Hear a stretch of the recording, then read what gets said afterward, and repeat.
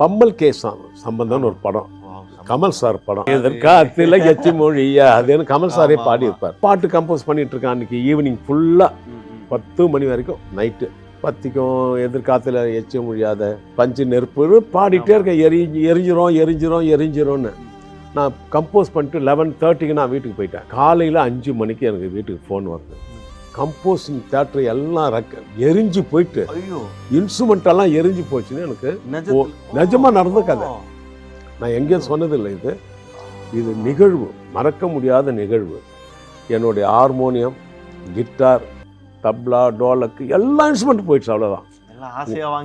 ஆமா, அது என்னென்ன டியூன் போட்ட ஹார்மோனியம். ஆனால் ஒரே ஒரு விஷயம், அங்கே மாட்டி இருந்த சாமி படங்கள்லாம் இல்லை, அது மட்டும் எரியல. அவ்வளவு பீரோ எல்லாமே போச்சு.